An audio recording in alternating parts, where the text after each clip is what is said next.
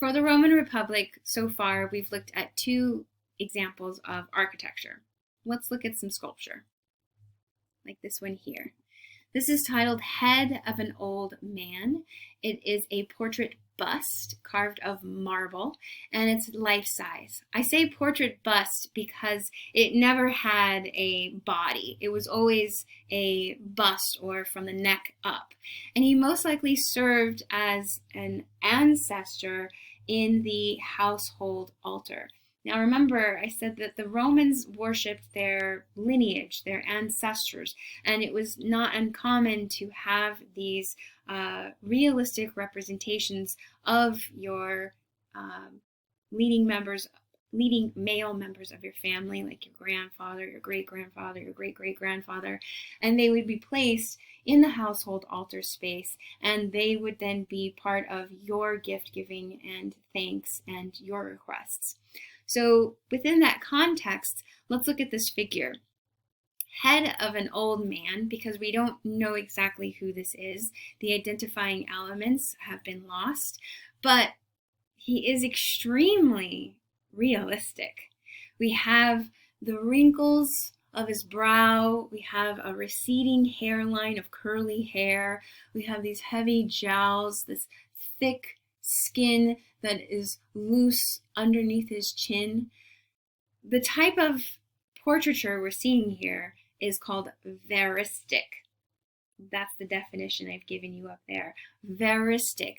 Veristic is a term that you might see in the textbook or in other articles, and it simply means super realistic or extremely realistic. Veristic is commonly used when describing Roman Republic portrait busts because it is a desired style or appearance that they want. They don't want their figures to look young and smooth with no lines. Instead, they want to exaggerate or highlight or celebrate the age of the figure, because with that comes the principles of the Roman Republic itself. What do I mean? Well, let me ask you, what kind of a man is he? How would you describe this figure? Imagine that he's just walked into the classroom with us.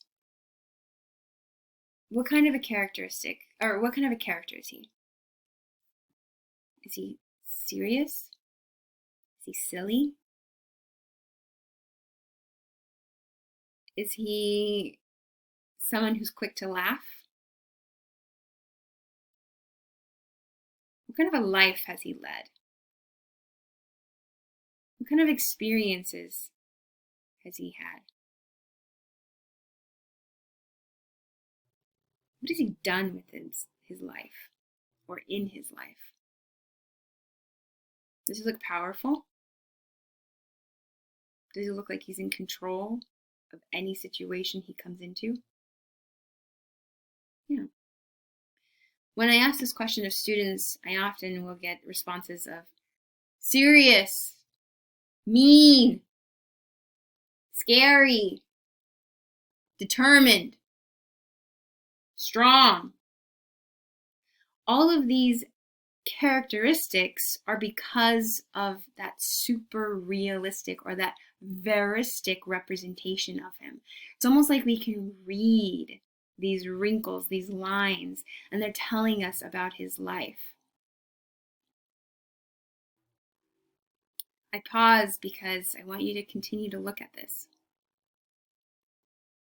His hair is cut short in the style of a Roman, but more specifically, a Roman soldier. He served in the military? Most likely. Does he hold some kind of political office? Most likely. We can tell a lot by those wrinkles, those lines. What we're seeing in this piece are the characteristics that are desirable of a Roman Republican man. And that is why verism or veristic style is a common technique in portraiture. What do I mean? Okay. The virtues of a Roman Republic man were to be serious, experienced, determined, and loyal. These virtues were a sign of manliness. To be manly was to be serious, to be experienced, to be determined, to be loyal. In fact, the root word of virtue is Latin for man. So when we say virtues, we're saying qualities of a man. And in the head of the old man that we have in front of us, we see exactly those virtues. If he were younger, if he had less lines, less wrinkles, then he would be less experienced, less serious, less determined. We wouldn't be able to measure his loyalty. But because of the verism of this portrait, we have a clear understanding of his manliness, his virtues. It's not idealized, but an exaggerated statement of his psyche. And this is very different.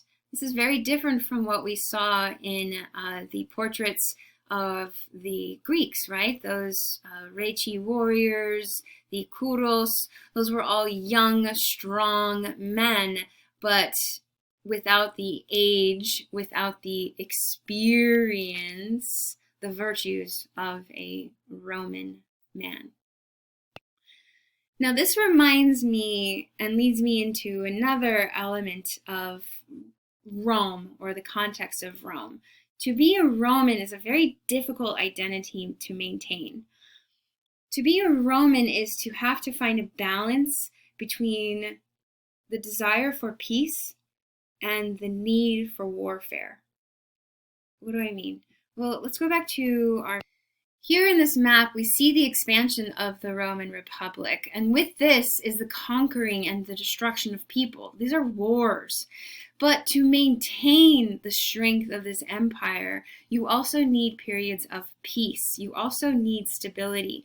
So to be a Roman is to have to be a warrior and a farmer. I say farmer because you have to be a soldier.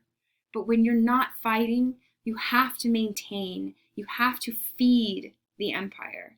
And that is in the form of merchants and farmers.